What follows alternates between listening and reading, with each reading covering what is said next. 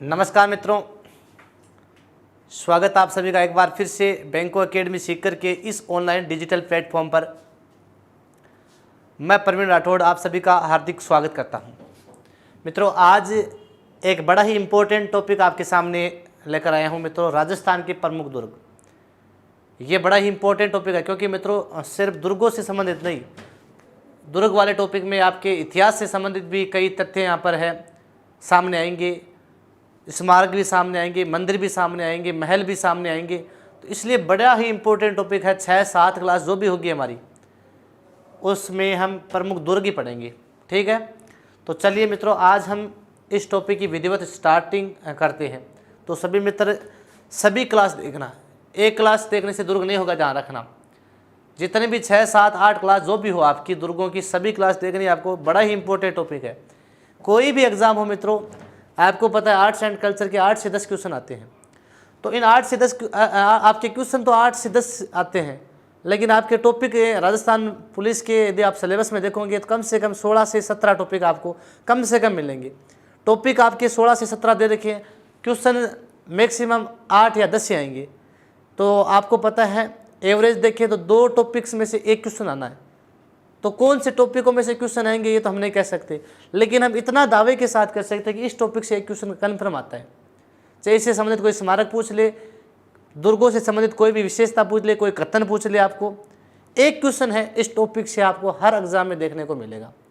तो मैंने आपको पहले भी बताया था, जैसे आपके राजस्थान के प्रमुख जो इससे पहले लोक नृत्य वाला टॉपिक बताया था आपको, वो प्रमुखता रखता है। ये जो टॉपिक है प्रमुखता रखता है। इसी प्रकार राजस्थान के प्रमुख त्यौहार है, वो टॉपिक प्रमुखता रखता है। ऐसे कुछ टॉपिक है 5-7, वहाँ से फिक्स है, वहाँ से तो क्वेश्चन आना ही है। ठीक है, वाद्य यंत्र से क्वेश्चन कभी आते हैं कभी नहीं आते हैं। आभूषण से भी कई एग्जाम में नहीं पूछते, कोई में पूछ लेते हैं, लेकिन ये ऐसे टॉपिक है जहाँ से क्वेश्चन है हर एग्जाम में आते हैं, इसलिए आपको ध्यान से पढ़ना है। अब हम स्टार्टिंग करते हैं राजस्थान के प्रमुख दुर्ग।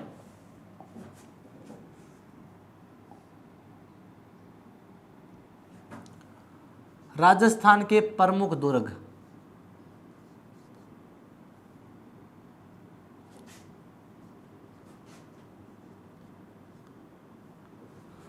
ठीक है, चलिए स्टार्टिंग करते हैं। थोड़ा सा बेसिक लेवल से लेते हैं, उसके बाद में हम दुर्गों की तरफ चलेंगे।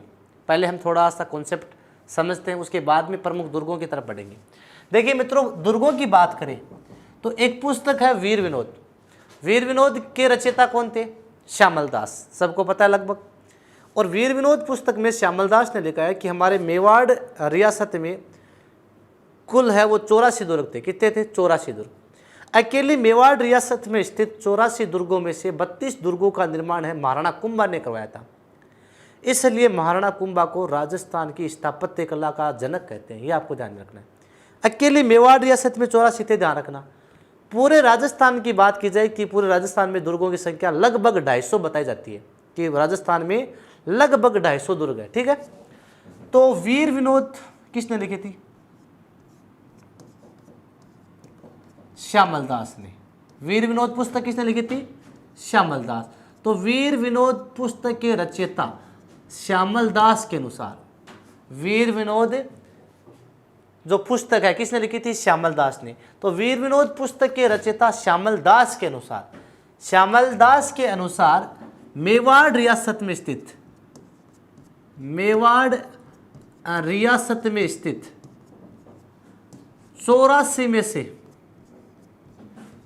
32 दुर्गों का निर्माण, 84 में से 32 दुर्गों का निर्माण, 32 दुर्गों का निर्माण किसने करवाया?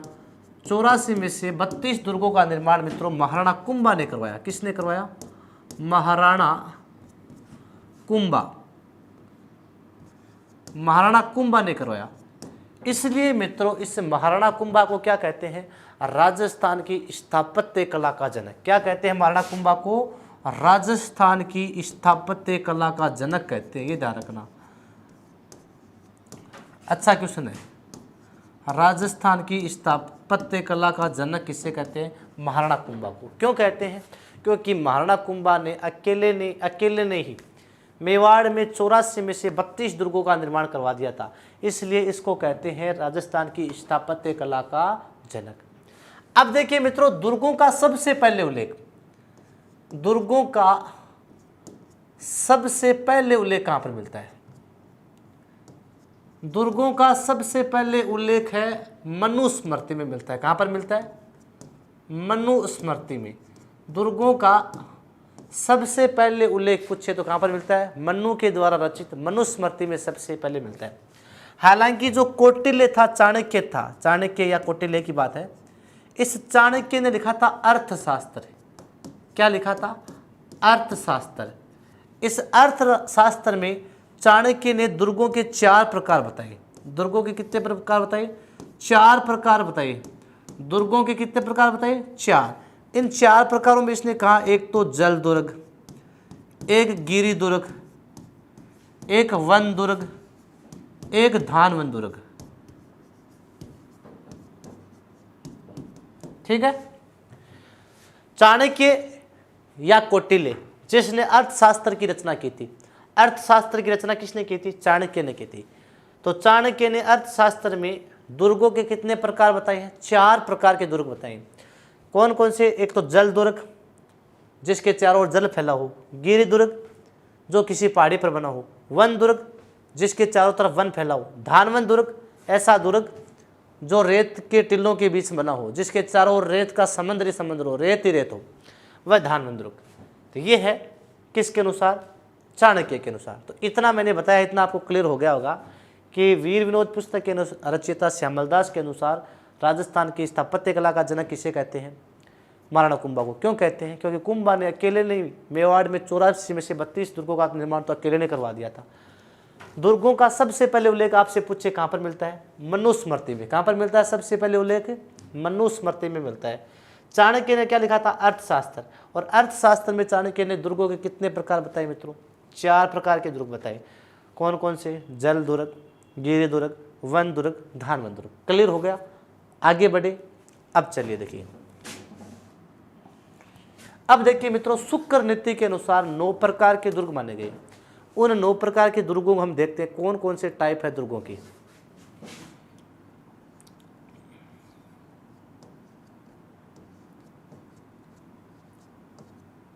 शुक्र नीति के अनुसार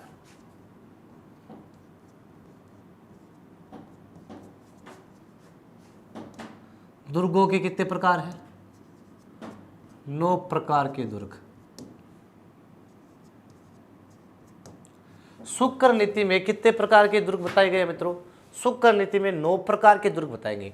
अब इन 9 प्रकार के दुर्गों की हम एक एक करके चर्चा करते हैं। ये 9 प्रकार के दुर्ग किस प्रकार के? कई बार यहाँ से क्वेश्चन, नॉर्मल क्वेश्चन पुटअप कर लेते हैं, हम पूरे दुर्ग पढ़ लेते हैं, लेकिन ये चीज़ें नहीं पढ़ते हैं। तो देखिए 9 प्रकार के दुर्ग कौन कौन से हैं। सबसे पहला आता है जल दुर्ग। कौन सा आता है? जल दुर्ग या ओदक दुर्ग। जल दुर्ग या ओदक दुर्ग।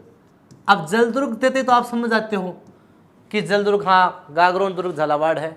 जल दुर्ग कई बार ये नाम दे देते हैं कि निम्न में से कौन सा एक ओदक दुर्ग है, तो बच्चे कंफ्यूज में हो जाते हैं, भाई ओदक कहाँ हो गया ये। तो ध्यान रखना, जल दुर्ग को क्या कहते हैं मित्रों? ओदक दुर्ग। अब देखिए मित्रों, जल दुर्ग या ओदक दुर्ग क्या होता है? जल दुर्ग या ओदक दुर्ग क्या होता है? ऐसा दुर्ग जिसके चारों ओर जल ही जल फैला हो।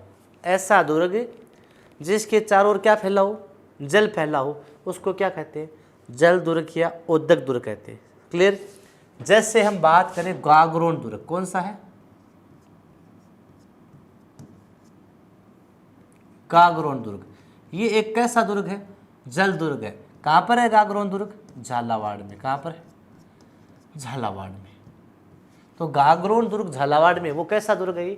जल दुर्ग है। इसके चारों तरफ आपको क्या मिलेगा? जल ही जल देखने को मिलेगा। तो जल दुर्ग की श्रेणी में कौन सा दुर्ग आता है? गागरोन दुर्ग। ये प्रश्न पूछा गया भाई, निम्न में से कौन सा दुर्ग है वो जल दुर्ग की श्रेणी में आता है? गागरोन दुर्ग। इसके अलावा भैंसरोडगढ़ आता है, वो भी इसी में आता है, लेकिन मुख्यतः गागरोन दुर्ग है जो चारों तरफ इसके क्या फैला है? जल ही जल फैला है, इसलिए इसको बोलते हैं जल दुर्ग या ओदक दुर्ग। क्लियर?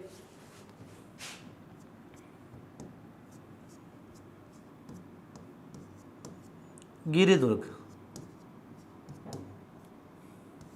नाम से स्पष्ट है गिरि। ऐसे दुर्ग जो किसी गिरि पर अर्थात किसी पहाड़ी पर बने हैं। ऐसे दुर्ग जो किसी गिरि पर, ऊंची चोटी पर, ऊंचे पहाड़ों पर बने हैं, वो दुर्ग क्या होते हैं? गिरि दुर्ग कहलाते हैं। अब राजस्थान में सबसे अधिक जो दुर्ग है मित्रों ये गिरि दुर्ग है, क्योंकि सबसे अधिक जो सुरक्षा मिलती थी वो पहाड़ों पर ही मिलती थी। आपको पता है एक सेना जो नीचे खड़ी है, एक सेना जो पहाड़ पर है, नीचे से 1000 और ऊपर से 100 हो बराबर है। ऊपर वाले पत्थरों की बरसात करेंगे तो नीचे वाले अपने आप क्या है भाग जाएंगे। तो ज़्यादातर जो सुरक्षा की दृष्टि जो किले बनते थे वो कहाँ पर बनते थे, पहाड़ों पर बनते थे। तो गिरि दुर्ग यानी सर्वाधिक दुर्ग, राजस्थान में जो सर्वाधिक दुर्ग है वो किस श्रेणी के हैं, सर्वाधिक दुर्ग है मित्रों गिरि श्रेणी के। सर्वाधिक दुर्ग किस श्रेणी के, गिरि श्रेणी के। जैसे आप बात कर लीजिए कुंभलगढ़, कौन सा है, कुंभलगढ़, चित्तौड़, कुंभलगढ़, चित्तौड़गढ़, आमेर, जो भी है बहुत सारे दुर्ग, ये सारे के सारे किस में आते हैं, गिरि दुर्गों की श्रेणी में आते हैं। तारागढ़ मान लो आप, जो भी है, ठीक है, ये सारे के सारे गिरि दुर्ग में आते हैं। 3 नंबर वन दुर्ग, कौन सा दुर्ग है, वन दुर्ग, नाम से स्पष्ट है, ऐसा दुर्ग जिसके चारों ओर क्या देखने को मिलेगा आपको, वन ही वन, कंटीली झाड़ियाँ ही झाड़ियाँ देखने को मिलेगी, चारों तरफ एक बीहड़ क्षेत्र देखने को मिलेगा। उस बीहड़ क्षेत्र के बीच में क्या होगा, एक दुर्ग बना होगा और चारों तरफ उसके चारों तरफ वृक्ष ही वृक्ष देखने को आपको मिलेंगे। तो ऐसा दुर्ग जिसके चारों तरफ वन ही वन फैला हो, वृक्ष ही वृक्ष फैला हो, वह दुर्ग किस श्रेणी में आएगा, वन दुर्ग की श्रेणी में आएगा। जैसे राजस्थान में एक दुर्ग आता है सिवाना का, सिवाना दुर्ग कहाँ पर है मित्रों, सिवाना दुर्ग कहाँ पर है भाई, बाड़मेर में। कहाँ पर है, बाड़मेर में। सिवाना दुर्ग कहाँ पर है, बाड़मेर में। तो इस दुर्ग के चारों तरफ आपको वन ही वन देखने को मिलते हैं, इसलिए इसको वन दुर्ग की श्रेणी में लिया गया है। ठीक है, 4 नंबर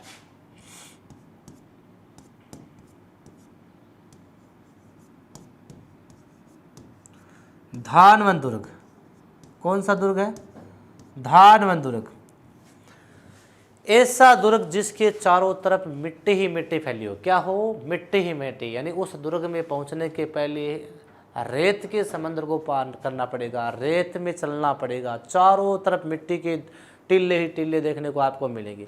और ऐसा दुर्ग आपको पता है सबसे अधिक जो मिट्टी के टीले वो कहाँ पर मिलते हैं, वो मिलते हैं जैसलमेर में। कहाँ पर मिलते हैं, जैसलमेर में मिट्टी के टीले वगैरह आपको देखने को मिलेंगे। तो जो जैसलमेर का दुर्ग है मित्रों, वो कौन सी श्रेणी का आएगा, वो धानवन दुर्ग। तो ऐसा दुर्ग जिसके चारों तरफ क्या मिलेगा आपको, मिट्टी मिलेगी। आपको एग्जाम में मिट्टी नहीं देगा, अगला आपको अगला क्या देगा, निम्न में से कौन सा एक धानवन श्रेणी का दुर्ग है, निम्न में से कौन सा एक धानवन श्रेणी का। तो धानवन जिसके याद रह जाएगा कि मिट्टी श्रेणी का, तो मिट्टी चारों तरफ मिट्टी देखने को कहाँ पर मिलती है, जैसलमेर में। और जैसलमेर में कौन सा आता है, सोनारगढ़ किला। कौन सा आता है, सोनारगढ़ किला। कहाँ पर है ये, जैसलमेर में। जैसलमेर में मित्रों जो सोनारगढ़ का किला है, इसके चारों तरफ आपको मिट्टी ही मिट्टी देखने को मिलेगी, इसलिए इसको कौन सी श्रेणी में लिया गया है, धानवन श्रेणी में लिया गया है। ठीक है, 5 नंबर एरण दुर्ग, कौन सा है, एरण दुर्ग। ये कौन सा होता है भाई, एरण दुर्ग, ये होता है मित्रों गिरि प्लस वन दुर्ग, गिरि प्लस वन दुर्ग, अर्थात ऐसा दुर्ग जो गिरि अर्थात पहाड़ पर बना हो, साथ में उसके चारों तरफ क्या देखने को मिलते हैं, वन वृक्ष देखने को मिलते हैं, कंटीली झाड़ियाँ देखने को मिलती है। तो ऐसा दुर्ग जिसमें पहाड़ी पर भी बना हो, चारों तरफ क्या हो, उसके वन भी देखने को मिलते हैं, दोनों श्रेणी आती है उसमें, अब वह कौन सा कहलाएगा, एरण दुर्ग। जैसे हम बात करें, जैसे एक दुर्ग आता है आपकी रणथंभौर। कौन सा आता है, रणथंभौर दुर्ग। और रणथंभौर दुर्ग कहाँ पर है मित्रों, सवाई माधोपुर में। कहाँ पर है रणथंभौर, सवाई माधोपुर में। तो सवाई माधोपुर में जो रणथंभौर दुर्ग है मित्रों, ये किस श्रेणी का दुर्ग है, ये आपका एरण श्रेणी का है। तो 5 श्रेणियां मैंने आपको बताई, ये 4 अभी और पढ़ेंगे। सबसे पहले जल दुर्ग, जिसके चारों तरफ जल फैला हो उसको जल दुर्ग या ओदक दुर्ग कहते हैं, जैसे गागरोन दुर्ग। उसके बाद में मैंने बताया आपको गिरि दुर्ग, ऐसा दुर्ग जिसके चारों तरफ क्या फैला हो मित्रों, जो पहाड़ी पर बना हो, जो ऊंची पहाड़ी पर बना हो। राजस्थान में सर्वाधिक दुर्ग किस श्रेणी के मिलते हैं, गिरि दुर्ग श्रेणी मिलते हैं। कुंभलगढ़, चित्तौड़गढ़, सबसे अधिक सैन्य जो सुरक्षा है वो इन्हीं दुर्गों में मिलती थी। वन दुर्ग ऐसे दुर्ग जिनके चारों तरफ क्या फैला हो, वन फैला हो, जैसे सिवाना दुर्ग बाड़मेर में। धानवन दुर्ग ऐसे दुर्ग जिसके चारों तरफ मिट्टी के टीले देखने को मिलते हैं, सोनारगढ़ किला जैसलमेर में। एरण दुर्ग कौन सा आता है मित्रों, ऐसा दुर्ग जो पहाड़ी पर भी बना हो और चारों तरफ उसके वन भी फैला हो, जैसे रणथंभौर दुर्ग सवाई माधोपुर में। क्लियर हो गया, आगे बढ़े।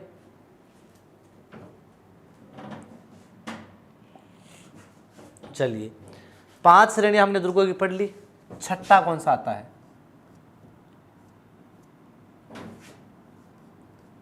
पारीख दुर्ग।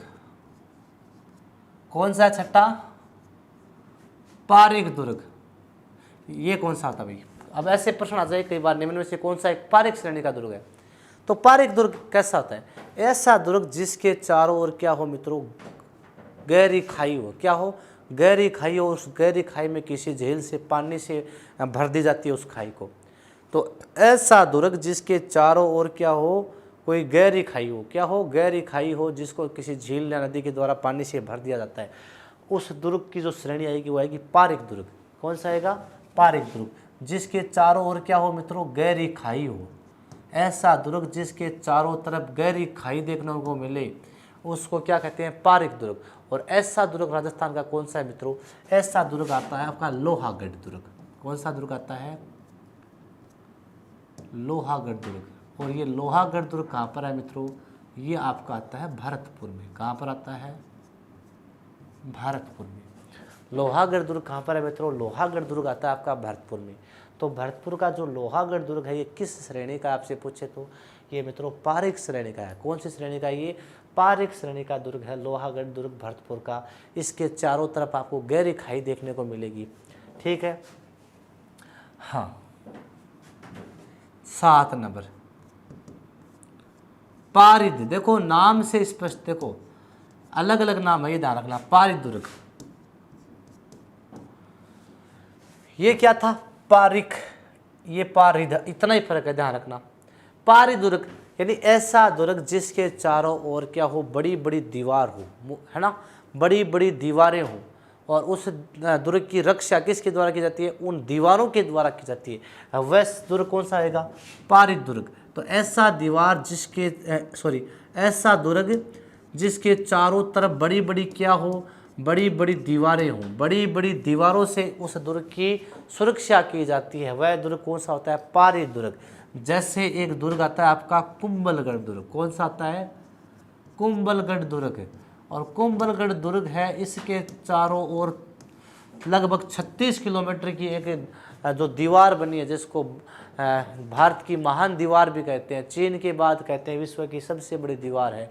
36 किलोमीटर लंबी दीवार है मित्रों कुंभलगढ़ दुर्ग के चारों तरफ, और उस दीवार पर 8 घोड़े एक साथ दौड़ भी सकते हैं, इतनी चौड़ी वो दीवार है, 21 फुट तक वह उसकी चौड़ाई है, ठीक है।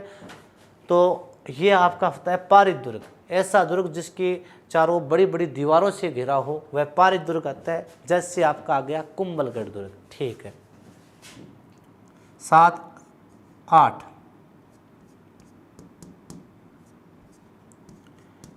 स्थल दुर्ग। कौन सा आ गया, स्थल दुर्ग।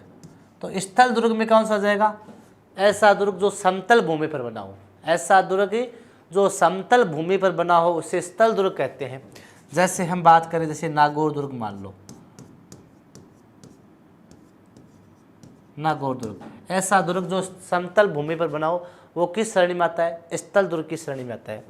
अंतिम सैन्य दुर्ग, शुक्र नीति के अनुसार अंतिम दुर्ग कौन सा है, सैन्य दुर्ग। सैन्य दुर्ग ऐसा दुर्ग जिसकी सुरक्षा है वो सेनाओं के द्वारा की जाती है। ऐसे दुर्ग जिनकी सुरक्षा सेनाओं के द्वारा की जाती है वो सैन्य दुर्गों की श्रेणी में आते हैं। राजस्थान के सभी दुर्गों हैं वो सैन्य दुर्गों की श्रेणी में आते हैं, क्योंकि सभी दुर्गों की शायद सुरक्षा के लिए सेना तो होती थी, सभी दुर्गों में सेना होती थी, इसलिए ये क्या होते थे, सैन्य दुर्ग। तो ऐसे दुर्ग जिनकी सुरक्षा सेनाओं के द्वारा होती है वो किस श्रेणी में आते हैं, वो मित्रों आपके सैन्य दुर्गों की श्रेणी में आते हैं। किस में आते हैं, सैन्य दुर्गों की श्रेणी में आते हैं। ये आपके 9 प्रकार के टाइप मैंने आपको बता दिए। 5 मैंने आपको पहले बताए थे, जल, गिरी, वन, धानवन और एरण। फिर पारीख दुर्ग कौन सा होता है, जिसके चारों तरफ गहरी खाई हो, जैसे लोहागढ़ दुर्ग भरतपुर में। पारीख दुर्ग जो चारों तरफ बड़ी बड़ी दीवारों से घिरा हो, बड़ी बड़ी दीवारों से सुरक्षा होती है, कुंभलगढ़ दुर्ग। जैसे स्थल दुर्ग जो समतल भूमि पर बना हो, जैसे नागौर वाला। सैन्य दुर्ग ऐसा दुर्ग जिसकी सुरक्षा सेनाओं के द्वारा की जाती है। सभी प्रकार के दुर्गों में सेनाएं होती थी, ठीक है। एक आता है मित्रों सहाय दुर्ग। ये शुक्र नीति में नहीं है, ध्यान रखना, शुक्र नीति में 9 आते हैं। सहाय दुर्ग, ऐसे दुर्गों में नाम आता है एक सहाय दुर्ग, पूछ ले तो। सहाय दुर्ग क्या होते हैं मित्रों? यानी ऐसे दुर्ग जिसमें राजा के संबंधी, यानी जो राजा के संबंधी होते हैं ना, संबंधी या जो मित्र होते हैं, राजा के संबंधी व बंधुजन जो भी होते हैं, वो इसमें रहते हैं। तो राजा के संबंधियों के लिए या उसके बंधुजनों के लिए जो दुर्ग बने जाते थे उनके कहते हैं सहाय दुर्ग। ज़्यादातर ऐसे दुर्ग महाराष्ट्र में आपको देखने को मिलते हैं, सहाय दुर्ग। जो राजाओं के राजा के कोई पर्सनल जो व्यक्ति आते थे उनसे मिलने के लिए, कोई उसका मित्र आता था, उसका कोई संबंधी आता था, उसको रोकने के लिए राजा के पास जो दुर्ग होते थे उन दुर्गों को क्या बोलते थे? सहाय दुर्ग। तो ऐसे दुर्ग जिसमें राजा के संबंधी व बंधुजन रहते थे उन दुर्गों को क्या कहते हैं? सहाय दुर्ग, ठीक है। वैसे 9 दुर्गों में नहीं आता है, ये 9 अलग है, ध्यान रखना आपके, ठीक है। ये ऐसे दुर्ग ज़्यादातर महाराष्ट्र में मिलते हैं। तो ये आपका कौन सा हो गया मित्रों? ये आपके 9 प्रकार के मैंने आपको टाइप बताए हैं। अब आगे बढ़े हैं, एक बार स्क्रीनशॉट ले तो ले सकते हैं आप, आगे बढ़े।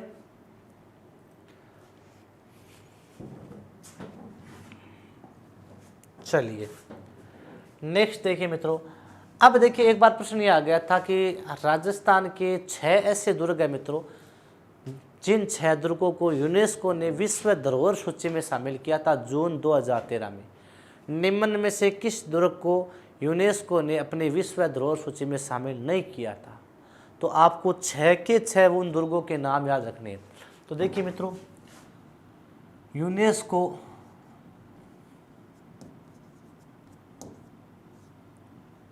की विश्व धरोहर सूची में, यूनेस्को की विश्व धरोहर सूची में शामिल, विश्व धरोहर सूची में शामिल राजस्थान के 6 दुर्ग।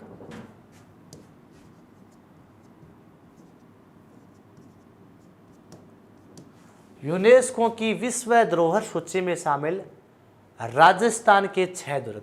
राजस्थान के वो 6 दुर्ग जिन्हें यूनेस्को द्वारा विश्व धरोहर सूची में शामिल किया गया। कब किया गया? जून 2013 में। जून 2013 में यूनेस्को द्वारा राजस्थान के 6 दुर्गों को मित्रों विश्व धरोहर सूची में शामिल किया गया। ये 6 जो दुर्ग है मित्रों, ये कौन कौन से हैं? इनको आप ट्रिक से भी आसानी से याद कर सकते हैं। इन 6 दुर्गों की ट्रिक क्या है? आम, चिक्कू, गाजर, बस। आम, चिक्कू, गाजर, इसको यदि आपने याद कर लिया तो ये 6 दुर्ग आपके आराम से आ जाएंगे। और मुझे उम्मीद है ये भी आपकी याद हो जाएगी ट्रिक, ज़्यादा हार्ड नहीं है। आम, चिक्कू, गाजर, ये यूनेस्को द्वारा राजस्थान के 6 दुर्गों को विश्व धरोहर सूची में शामिल किया गया। तो आम से तो कौन सा दुर्ग हो गया मित्रों? आमेर दुर्ग। कौन सा हो गया? आमेर दुर्ग। कहाँ पर है? जयपुर में, ठीक है। आम से तो हो गया आपका आमेर दुर्ग। ची से हो गया आपका चित्तौड़ दुर्ग। कौन सा हो गया? चित्तौड़ दुर्ग, ठीक है। कू से हो गया आपका कुंभलगढ़ दुर्ग। कौन सा हो गया? कुंभलगढ़ दुर्ग, जो राजसमंद में है। कहाँ पर है?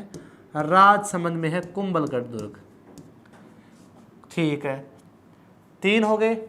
गा से हो जाएगा आपका गागरोन दुर्ग। कौन सा हो गया? गागरोन दुर्ग। कहाँ पर है? झालावाड़ में, ठीक है। जय से हो गया आपका जैसलमेर दुर्ग। कौन सा हो गया? जैसलमेर दुर्ग। और जैसलमेर दुर्ग को क्या कहते हैं? सोनारगढ़। क्या कहते हैं? सोनारगढ़।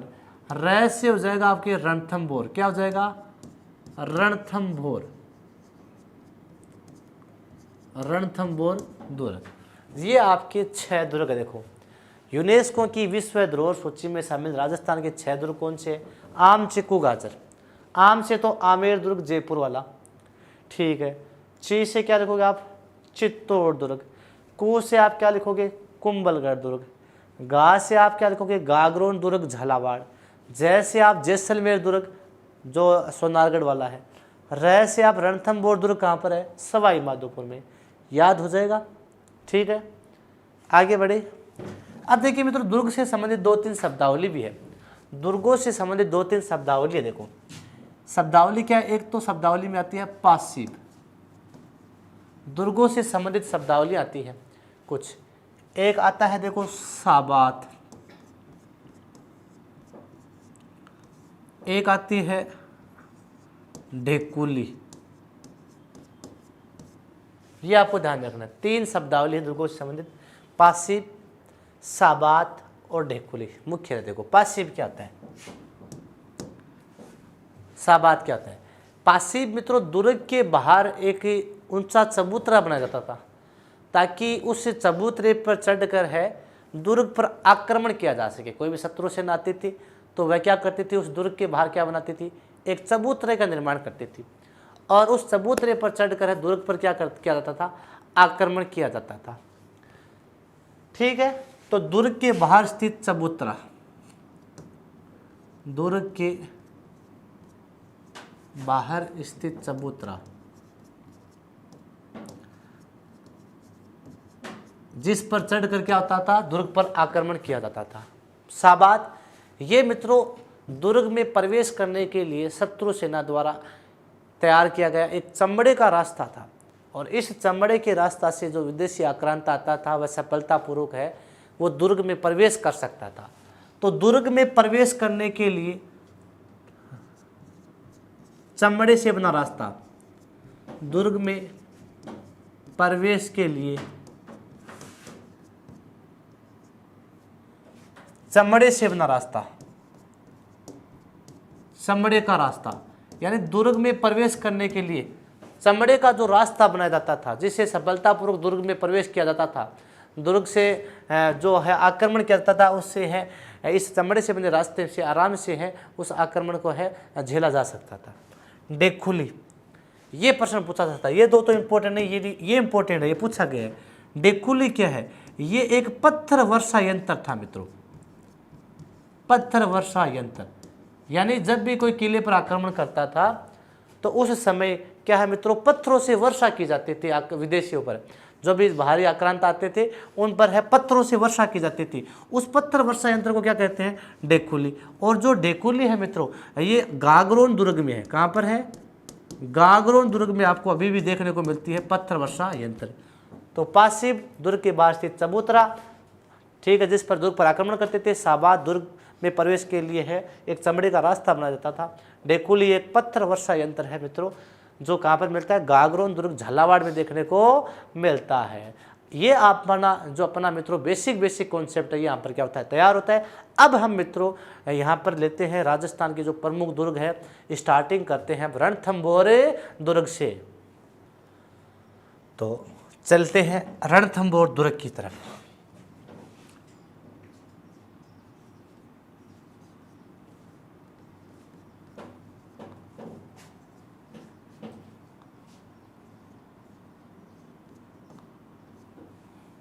रणथंभौर दुर्ग कैसा दुर्ग है, ये गिरी व वन दुर्ग, गिरी व वन दुर्ग अर्थात कौन सा हो गया, एरण श्रेणी का। कौन सी हो गया ये, एरण श्रेणी बोल सकते हैं आप, एरण श्रेणी का दुर्ग।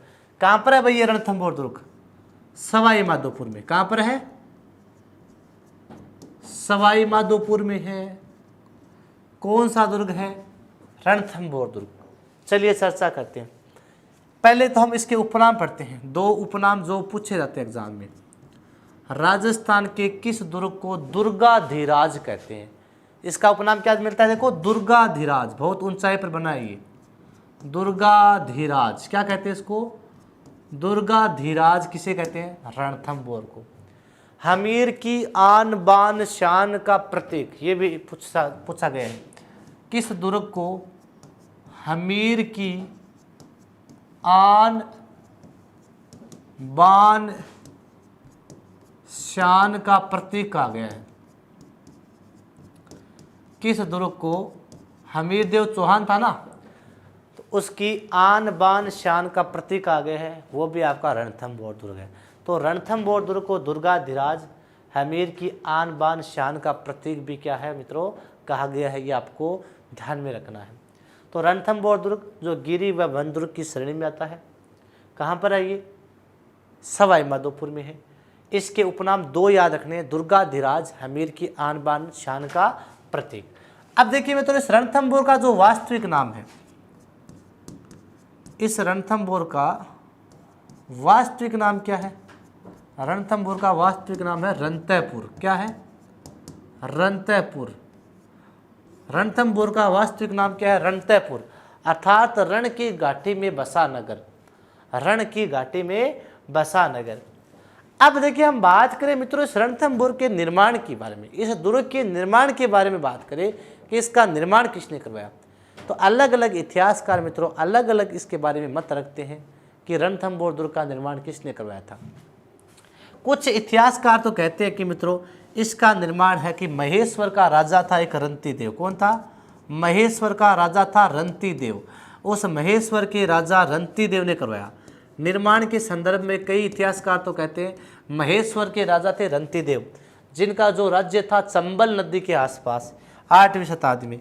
कुछ शासक कहते हैं कि चंदेल वंशी था एक राव जेता, कुछ कहते हैं कि चंदेल वंशी था एक राव जेता, उसने करवाया। कुछ कहते हैं कि एक चौहान शासक था रणथनदेव, चौहान शासक था रणथनदेव, जिसने 944 में करवाया, जिसने 944 ईस्वी में इसका निर्माण करवाया। जबकि सर्वाधिक जो मान्य मत है, सर्वाधिक मान्य मत,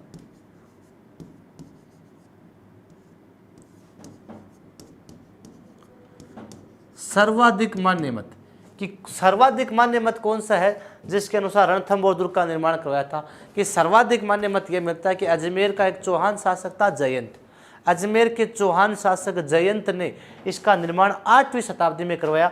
यही सर्वाधिक मान्य मत है। अजमेर के चौहान शासक जयंत द्वारा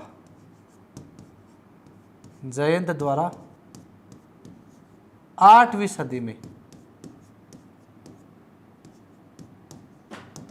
निर्माण के बारे में पता चलता है। ठीक है, ये इसके निर्माण के बारे में कुछ फैक्ट्स मिलते हैं देखने को। तो एक बार वापस देख लीजिए, रणथंभौर दुर्ग गिरी व वन दुर्ग की श्रेणी में आता है। सवाई माधोपुर में दुर्गाधिराज हमीर की आन बान शान का प्रतीक। रणथंभौर का वास्तविक नाम क्या था, रंतैपुर, अर्थात रण की घाटी में बसा हुआ नगर। निर्माण के बारे में अलग अलग इतिहासकार कहते हैं। कुछ इतिहासकार कहते हैं कि महेश्वर का राजा था रंतिदेव, जिसका राज्य था चंबल नदी के आसपास, उसने करवाया 8वीं शताब्दी में। कुछ कहते हैं कि चंदेल वंशी राव जेता था, उसने 8वीं शताब्दी में करवाया। कुछ इतिहासकार कहते हैं कि चौहान शासक रणथनदेव ने 944 में करवाया था। सर्वाधिक मान्य मत के अनुसार रणथंभौर दुर्ग का निर्माण है अजमेर के चौहान शासक जयंत द्वारा 8वीं शताब्दी में करवाया गया था। ये आप ध्यान में रखना, बाकी मत रखना चाहिए। ठीक है, आपको कोई नहीं पूछेगा कि रणथंभौर का निर्माण किसने करवाया था। इससे संबंधित बहुत सारे फैक्ट है जो इम्पोर्टेंट है, वहीं से हम एग्जाम की दृष्टि से पढ़ेंगे। ठीक है, अब देखिए मित्रों, रणथंभौर दुर्ग को लेकर कहे गए विद्वानों के कथन पढ़ते हैं कि विद्वान है इस दुर्ग को लेकर क्या कथन कहते हैं। तो रणथंभौर दुर्ग के बारे में, यानी इस दुर्ग के बारे में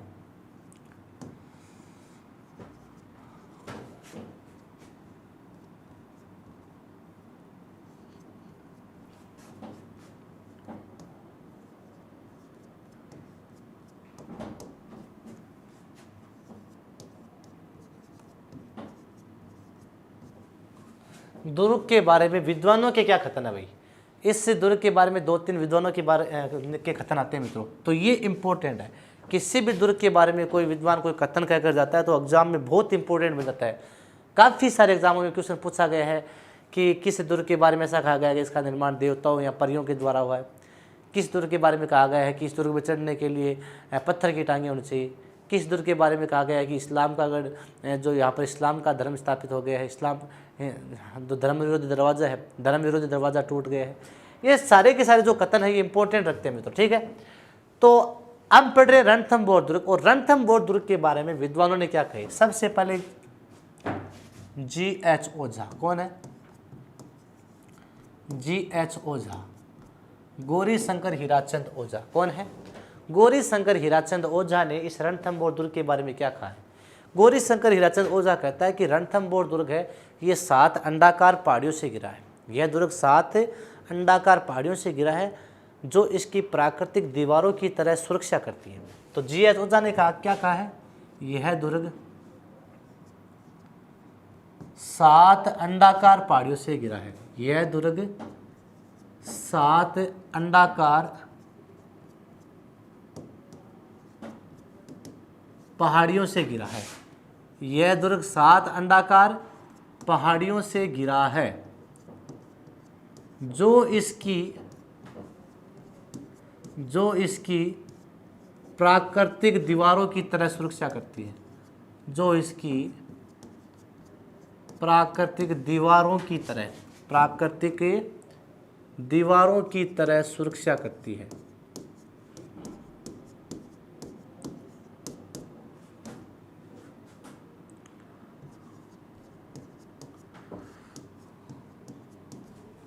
ये आपको ध्यान में रखना है।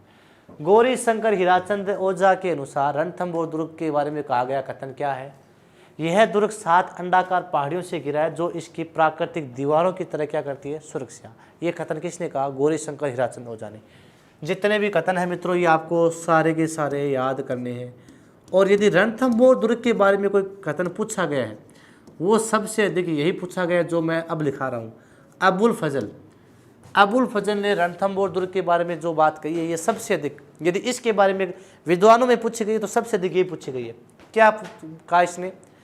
कि अन्य सभी दुर्ग नंगे हैं जबकि यह दुर्ग बख्तरबंद है। अर्थात अन्य सभी दुर्ग क्या है? नंगे मतलब उनके चारों तरफ कोई सुरक्षा नहीं है। ये दुर्ग बख्तरबंद है अर्थात चारों तरफ से इसकी क्या है? पहाड़ियाँ वगैरह है। बख्तरबंद अर्थात घिरा हुआ है चारों तरफ से, सुरक्षा की दृष्टि से अच्छा दुर्ग है। तो इसने क्या कहा? अन्य सभी दुर्ग नंगे हैं। अन्य दुर्ग नंगे हैं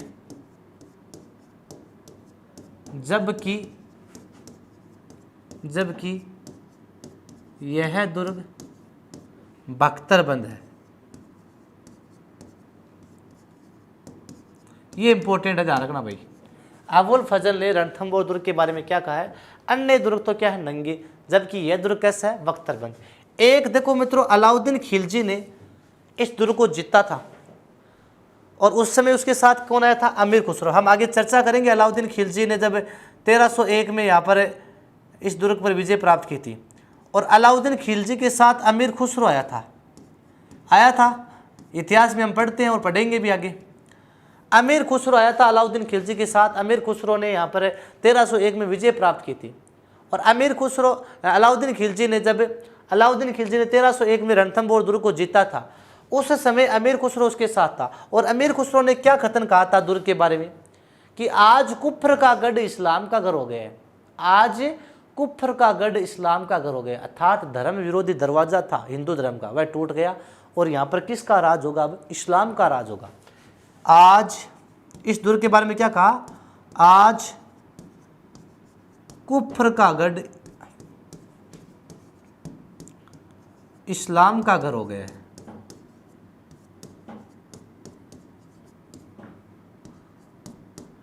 आज कुफ्र का गढ़ इस्लाम का घर हो गया है।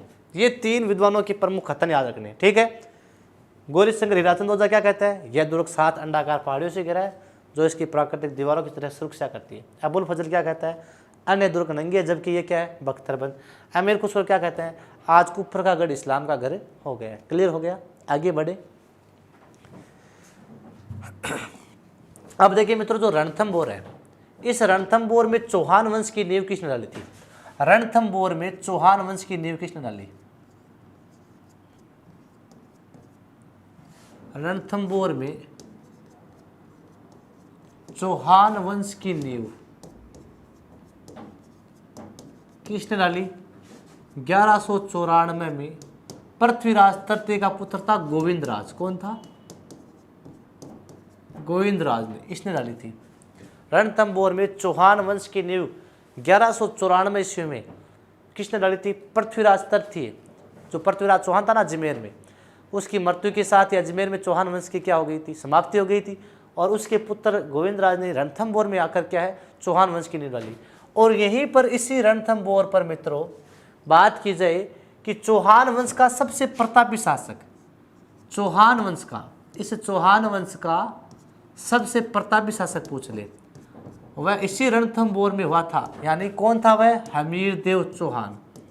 कौन था, हमीरदेव चौहान। रणथंभौर पर जिसका कार्यकाल 1282 से 1301 ईस्वी था। 1282 ईस्वी से लेकर 1301 ईस्वी के बीच में यहाँ का शासक कौन था, हमीरदेव चौहान था। तो हमीरदेव चौहान है रणथंभौर का सबसे प्रतापी शासक था मित्रों। और ध्यान रखना, जो रणथंभौर दुर्ग है मित्रों, ये रणथंभौर है, दिल्ली है, मालवा है, मेवाड़ है, इनके नज़दीक होने के कारण, दिल्ली, मालवा, मेवाड़ इनके नज़दीक होने के कारण बार बार रणथंभौर पर आक्रमण हुए हैं। और इन्हीं आक्रमणों में यदि बात की जाए, रणथंभौर पर सबसे पहला आक्रमण, रणथंभौर पर सबसे पहला आक्रमण, ये सबसे पहला आक्रमण है, ये किसने किया था, रणथंभौर पर सबसे पहला आक्रमण किया था कुतुबुद्दीन ऐबक ने। किसने किया था, कुतुबुद्दीन ऐबक ने। आपसे पूछ ले, रणथंभौर दुर्ग पर सबसे पहला आक्रमण किसने किया था, कुतुबुद्दीन ऐबक ने किया था। लेकिन यह सफल नहीं हुआ था, यह वापस चला गया था। और इसी दुर्ग पर मित्रों 1291-92 ईस्वी में जलालुद्दीन खिलजी, जो खिलजी वंश का शासक था, अलाउद्दीन खिलजी का चाचा था, वह जलालुद्दीन खिलजी रणथंभौर दुर्ग पर आक्रमण करता है।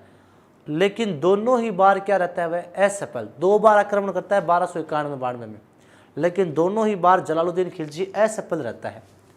और जब जलालुद्दीन खिलजी असफल रहता है तो इसने अपनी असफलता को छिपाने के लिए कथन कहा था। ये कथन एग्जाम में पूछा गया बहुत बार। क्या कथन कहा था रणथंभौर दुर्ग के बारे में, कि मैं ऐसे 10 दुर्गों को मुसलमान के एक बाल के बराबर भी नहीं समझता। तो देखो, जलालुद्दीन खिलजी के 2 असफल आक्रमण, जलालुद्दीन खिलजी के 2 असफल आक्रमण रणथंभौर दुर्ग पर, जलालुद्दीन खिलजी के 2 असफल आक्रमण कब हुए थे, 1291-92 में। 1291-92 ईस्वी में, 1291-92 ईस्वी में रणथंभौर पर जलालुद्दीन खिलजी ने क्या किए थे मित्रों, जलालुद्दीन खिलजी ने यहाँ पर 2 असफल आक्रमण किए थे। और जब ये असफल हुआ था दोनों ही आक्रमण में, तो एक कथन कहकर क्या गया था, ये जलालुद्दीन खिलजी क्या कहकर गया था, मैं ऐसे 10 दुर्गों को, मैं ऐसे 10 दुर्गों को मुसलमान के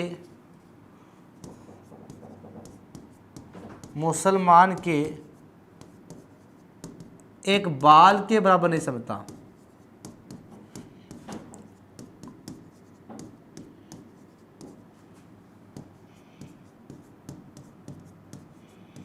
ठीक है।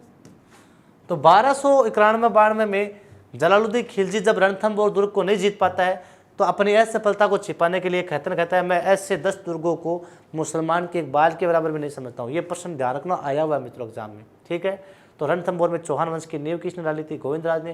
प्रतापी शासक हुआ था हमीरदेव चौहान। यहाँ का सबसे पहला आक्रमण कुतुबुद्दीन ऐबक ने किया था। जलालुद्दीन खिलजी ने 2 बार आक्रमण किया, लेकिन दोनों बार असफल रहा। और ये ऐसा कहकर चला गया, मैं ऐसे 10 दुर्गों को मुसलमान के एक बाल के बराबर भी नहीं समझता। अब आगे बढ़ते हैं, अब बढ़ते हैं हम रणथंभौर दुर्ग का शाखा।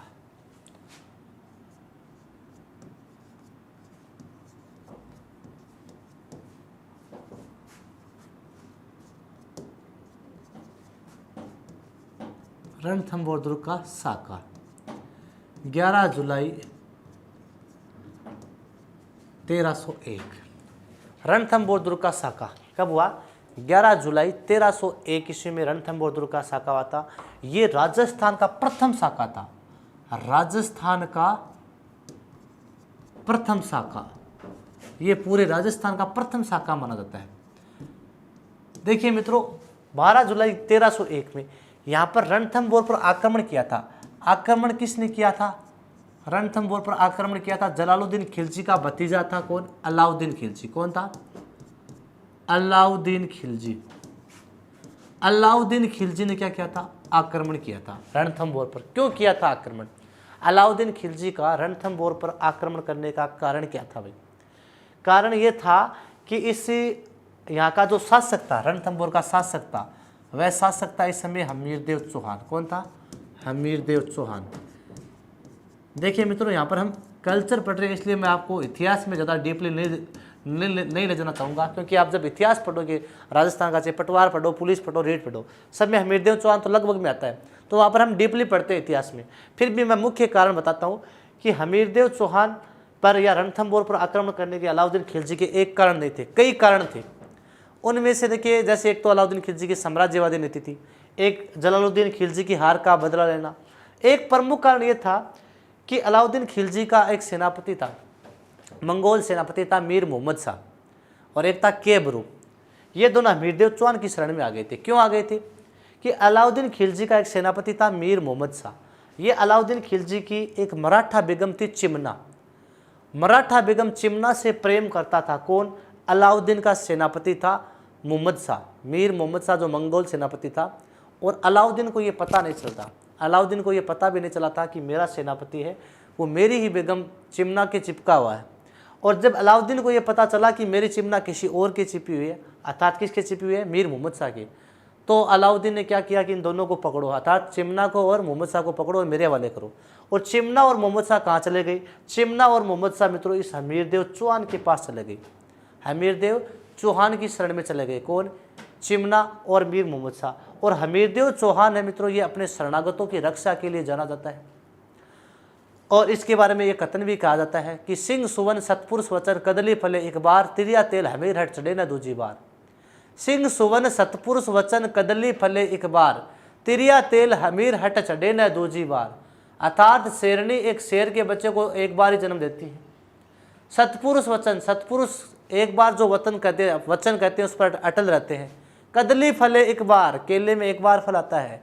तिरिया तेल अर्थात वधु होती है, उस वधु के जीवन में एक बार ही तेल चढ़ता है। वह तेल जब चढ़ता है जब बारात आ जाती है गांव में, वधु के गांव में बारात आ जाती है, बारात आने के बाद ही उसके तेल चढ़ाने की रस्म होती है, क्योंकि तेल चढ़ाई हुई वधु है कुंवारी नहीं रह सकती। यदि बारात आने के बाद में भी वधु का जो होने वाला जो पति है यदि बाइजते हुए मर भी गया तो वधु के यदि तेल चढ़ा दिया तो उसी समय उसकी शादी किसी दूसरे के साथ करनी ही पड़ेगी। ठीक है, तिरिया तेल हमीर हट चढ़े न दूजी बार। इसी प्रकार हमीर ने एक बार हट कर ली तो वह हट पर क्या रहता है? अटल रहता है। इसलिए हमीरदेव चौहान ने क्या किया? अलाउद्दीन की जो मराठा जो पत्नी थी चिमना और उसका आशिक, उसका प्रेमी कौन था? मीर मोहम्मद शाह, उन दोनों को शरण दे दी। अब अलाउद्दीन खिलजी ने हमीरदेव चौहान को पत्र लिखा कि मेरे मन में सुल्तान के प्रति, हमीर के प्रति कोई द्वेषता नहीं है।